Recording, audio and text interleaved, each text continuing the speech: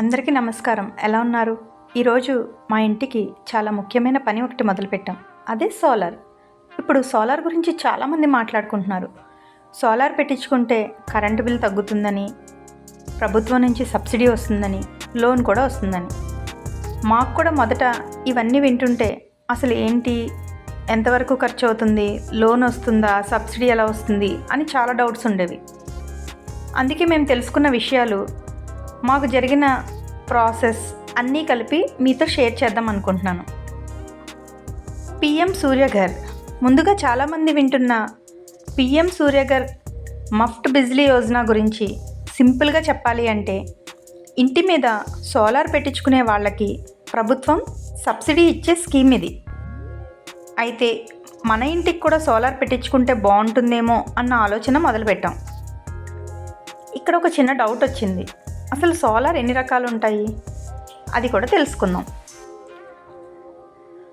Solar మొత్తం 3 types. మొదటిది on grid. ఇది ఎక్కువ మంది ఇళ్లల్లో పెట్టించుకునేది. పగలు సూర్యుడు ఉన్నప్పుడు సోలార్ నుంచి వచ్చే కరెంటు మనం ఇంట్లో వాడుకుంటాం. మనకి అవసరమైన దానికన్నా ఎక్కువ కరెంట్ వస్తే అది ఈబీ లైన్కి వెళ్తుంది. రాత్రి సోలార్ ఉండదు కాబట్టి మళ్ళీ ఈబీ నుంచే కరెంట్ వస్తుంది. కానీ ఇక్కడ ఒక విషయం, కరెంటు పోతే మాత్రం ఆన్ గ్రిడ్ కూడా పనిచేయదు. మొదట మాకు ఇది తెలియదు, సోలార్ ఉంది కదా కరెంట్ ఎందుకు పోతుంది అనుకునేవాళ్ళం. రెండోది ఆఫ్ గ్రిడ్. ఇందులో బ్యాటరీ ఉంటుంది.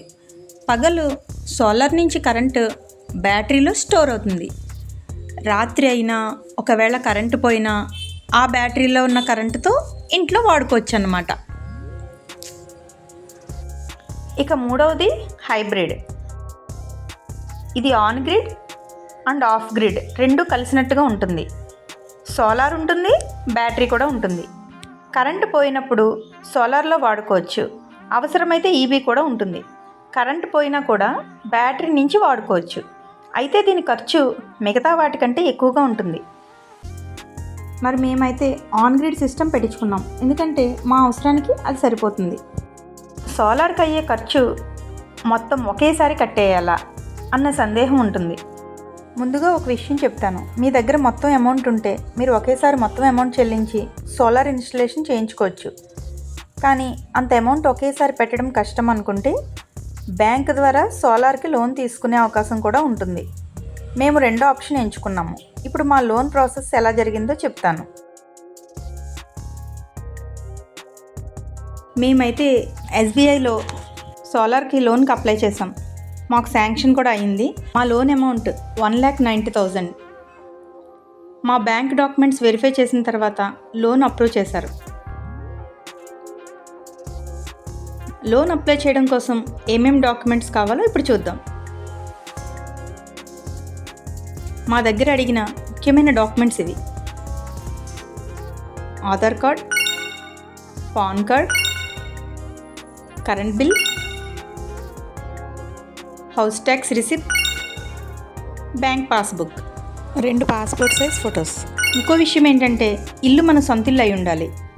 తర్వాత బ్యాంక్ వెరిఫికేషన్ చేసి లోన్ ప్రాసెస్ స్టార్ట్ చేస్తారు.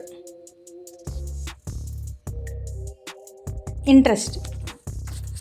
మేము ఎస్బీఐలో తీసుకున్న డాక్యుమెంట్ ప్రకారం ప్రస్తుతం ఎఫెక్టివ్ ఇంట్రెస్ట్ రేట్ 5.75.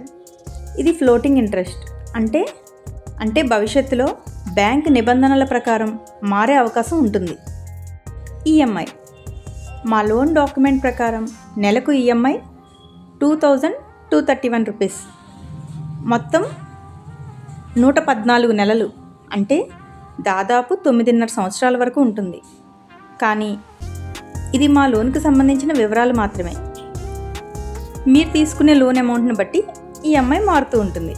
నెక్స్ట్ వచ్చేసి ప్రీపేమెంట్. ఇంకో మంచి విషయం ఏంటంటే మా లోన్ డాక్యుమెంట్ ప్రకారం ప్రీపేమెంట్ ఛార్జెస్ లేవు. అంటే మీ దగ్గర డబ్బు ఉంటే ముందుగానే లోన్ కట్టేసినా ఎటువంటి అదనపు ఛార్జీలు ఉండవన్నమాట. ఇన్సూరెన్స్. 2 లక్షల వరకు లోన్ అయితే ఇన్సూరెన్స్ ఆప్షన్ అని మన డాక్యుమెంట్లో ఉంది. 2 లక్షలకు పైగా అంటే ఇన్సూరెన్స్ కావచ్చు. కాబట్టి మీ బ్యాంకులో ఒక్కసారి కన్ఫర్మ్ చేసుకోండి. ఇప్పటి వరకు లోన్ గురించి తెలుసుకున్నాం కదా. మరొక చిన్న విషయం, మా ఇంట్లో ఇప్పుడే సోలార్ ఇన్స్టలేషన్ జరుగుతుంది కాబట్టి ఈ వీడియోలో మా అనుభవం, మేము సేకరించిన సమాచారం గురించి చెబుతున్నాము. ఇప్పటివరకు మనం లోన్ ప్రాసెస్ ఏంటో తెలుసుకున్నాం. తర్వాతి భాగంలో గవర్నమెంట్ సబ్సిడీ ఎంత వస్తుంది, 1 కిలోవాట్, 2 కిలోవాట్, 3 కిలోవాట్ ఎలా ఎంచుకోవాలి, నెట్ మీటరింగ్ ఎలా పనిచేస్తుంది, వీటన్నిటి గురించి వివరంగా చెప్తాను. ఆ వీడియోస్ మొత్తం మిస్ అవ్వకుండా ఉండాలంటే ఇప్పుడే మన ఛానల్ని సబ్స్క్రైబ్ చేసుకుని బెల్ ఐకాన్ కూడా ఆన్ చేసుకోండి. మళ్ళీ తర్వాతి వీడియోలో కలుద్దాం. ధన్యవాదాలు. నేను మీ స్రవంతి.